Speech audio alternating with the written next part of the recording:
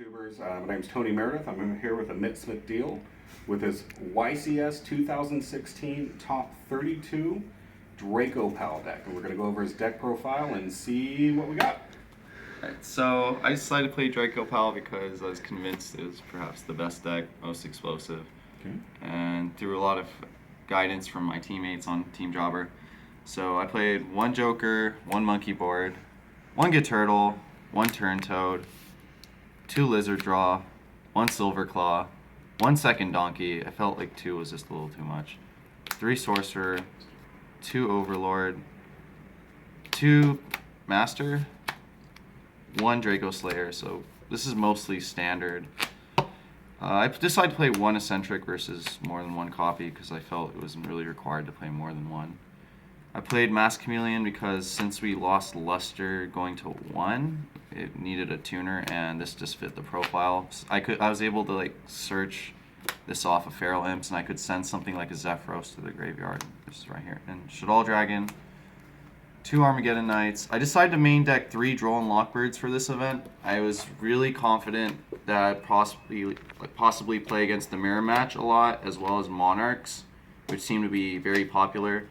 Also, people seem to be really afraid of Monarch FDK for this event. So this seemed to put in quite some work.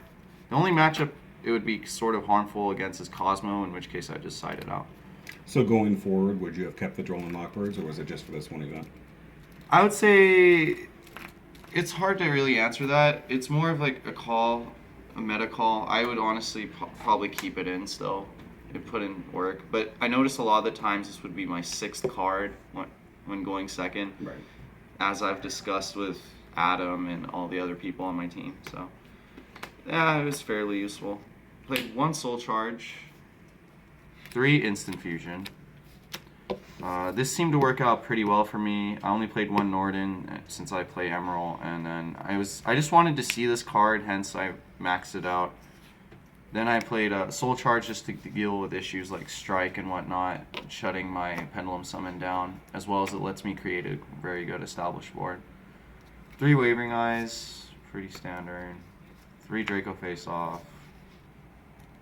1 Reinforcement of the Army. 3 Pendulum Rising. This seemed to be something that not many people were too keen on playing. A lot of people I know were favoring taking out the Dark Engine because they felt it made the deck inconsistent and it required your normal summon oftentimes.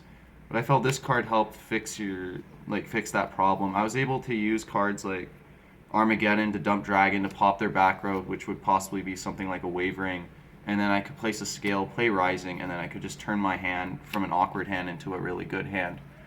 And oftentimes, even if I ran the risk of drawing Shaddoll Dragon, I could normal summon my Dragon, place a Scale, and I could just play the Pendulum Rising.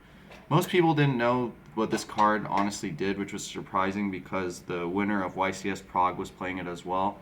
And they also don't know that it's a cost to send the monster. So once I was able to activate this card, I was pretty sure I'd be able to play the game. And the last card was Treacherous Trap Hole. Okay. So with your main deck that you have now, you played, was it 13 rounds or 11 rounds today? 11 rounds. 11 rounds today. 12 rounds including top 32. Would you change anything in your main deck going forward? Going forward, to be honest, I feel maybe I would possibly cut a Rising to 2, but that only became an issue to play multiples of this when I played my top 32 match. The rest of the matches I was playing, I never really had a problem. I like the deck. It seemed pretty solid to me, and I have no complaints about it. So, side deck? Okay. Alright. So, I decided to play 3 Masker Restrict. This card is like almost an auto win versus anything that's Monarch oriented.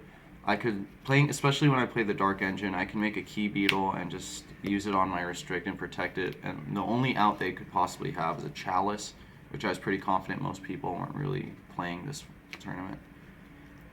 3 System Down for Cosmo. I discussed this with Rob and everybody else, and whether I should pick this over Iron Wall, and I was told I came to an agreement that most of the time you want to go second now versus Cosmo, because you want to be able. I'd rather OTK them first rather than give them the chance to do something such as Dark Hole, E-telling me, and just go for game. And this card seemed to put in a lot of work, especially since they resolve Tin Can, send cards to the graveyard, such as big ships, and then they could possibly add a ship to their hand. So I just bait out the ship with my normal summon by swinging at the pilot, and then I would just drop a system down. And then I'd take the game from there. 2 MST, chose this over Twin Twister because I feel like card advantage isn't really free with this deck anymore.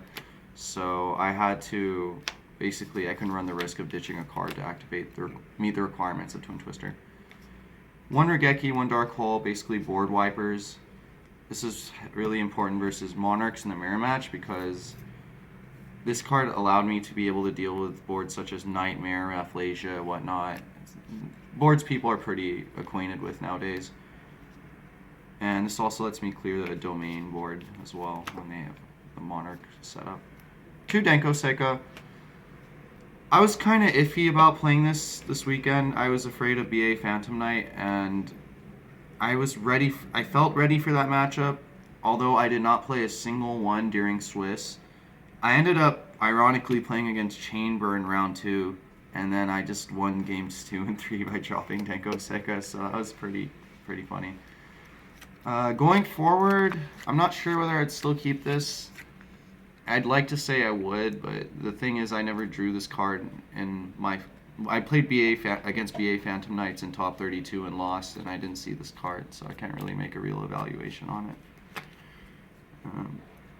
2 Maxi, felt this was really important when I was going second versus the mirror. They go Nat Beast, or they're trying to go for a Nat Beast play, or they're trying to set up like an established board. I can drop this and they have to stop their turn, or I can draw into a board wiper, which is really nice. If I played against the Ariadne build, or people who sided into strikes and whatnot, this card allowed me to possibly not only draw into my Denko, but draw into the second piece I needed to clear the board. That was a problem, such as Regeki to go with my Denko. So that seemed pretty well. And then I also played a Gamma Seal, Sea Turtle Kaiju, so that I could get over a Naturia Beast. That was probably its primary use. I don't think there was really anything else I would have used it for. So today you played your rounds. What do you think was the hardest round for you today? Over the weekend? Mm-hmm. Outside of top 32, I would definitely say it was my first round of day 2. Okay. I played against a Cosmo player who it seemed like both games he just Dark Hole E-tellied me, and then he was able to just push for game. And it was pretty shocking, but that's what the deck does. So, I wasn't shocked at how the deck was operating. I was just shocked at how he was able to just pull it off twice in a row. Right. Kind of made you a little suspicious. Oh no, it happens. That's the game. Card games are just like that. Sometimes things just don't go. Things go south. So, So were there any decks in particular that your deck had trouble with? Or did it run pretty consistently with every deck? It ran pretty consistently. It was only against Cosmo because day 2, because I ended up dealing with a situation where I just had to constantly keep fighting back row and then dealing with pilots and whatnot, so that was pretty scary. Okay. I'm sorry, we didn't go into your extra deck. Yeah, so this is my extra deck. I decided to play 2 Ignister Prominence. I didn't feel like there was any more required than this. I felt like the moment I was able to summon, at least, if I ever had to go into the second one, I was doing a grind game, or I was just pushing for game. I usually never went into grind game to the point where I required 3, so it wasn't really a problem. I just like to finish the game really quick. Dinoster 1. I wasn't playing the build or with Painful Decision and whatnot. I know that was pretty popular, but I was just more confident with the Rising build.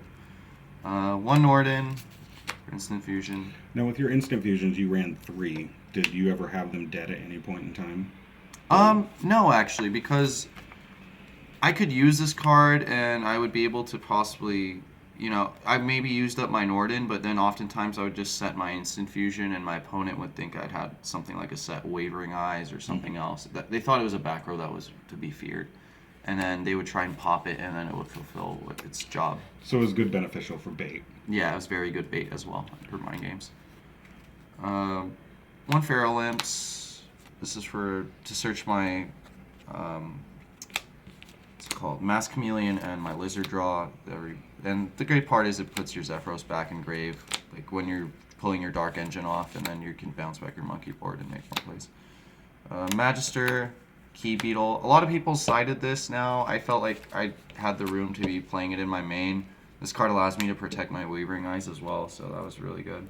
How often were you able to bring Key Beetle in? I brought it out probably about 3 times over the tournament, and most of the time it was just with my Restrict. Okay. So I resolved this with Restrict, and I just killed Monarchs. One Evil Swarm Nightmare. Cards, there's not really much explaining to do on that. It's a Book of Moon on my opponent's turn, which is pretty good. One Emerald. This card shuffles back my Ignisters, hence why I didn't also need to play a third one. One Norden gets shuffled back, and I can use my other instant fusion if I need to. And I could also shuffle back things such as Monkey Board and Skullcrobat, I actually came across that again, or I came across it yesterday when I played my teammate Rob, and he was able to pull this off on me late game, and then he returned his Monkey Board, Joker, and everything, and then he was able to play again in a simplified game state, so that was pretty interesting. One Abyss Dweller, one Rafflesia. These 2 cards setting up versus Monarchs are pretty much an instant win. One Castell, one Direwolf, one Utopia, and one Utopia Lightning. This rarely came up, but I just felt it was sort of required to play this, just since it gets over ships, and it could be it could just deal with very situational problems, which they usually don't come up often when you're playing. I would usually play this probably against the Cosmo matchup and just drop this, but most of the time I noticed when I played against them, I either lost really fast or I won really fast, and it never got to the point where I needed to drop this and just push for game. So all in all, you're pretty happy with your extra deck? Yeah, I'm pretty happy with my extra deck. Performed well, got me where I needed to be, at least this far. You got you got to top 32 today. You got your invite for Nats. Yes. Any shout outs you want to do though? Yes. Shout out to Team JrbJobber, my team. Shout out to Adam Belorodsky for winning the event. Shout out to Ricky. Shout out to Mike. Shout out to Rob Lowe. Shout out to Mitchell. Shout out to Luca. Shout out to my locals Equilibrium Games in Concord, California. Shout out to Sagar and Mike Mustajo. And there's too many to go on. But they know who they are. Well, again, congratulations on your top 32 and your Nats invite. Thank you for taking the time out. All right, thank you. Appreciate it. And again, this is Team JrbJobber, Amit Smith Deol, with his deck profile for the 2016 YCS Las Vegas tournament. Please subscribe to the bottom, and if you guys have any questions or comments, please put them below. And thanks again for watching.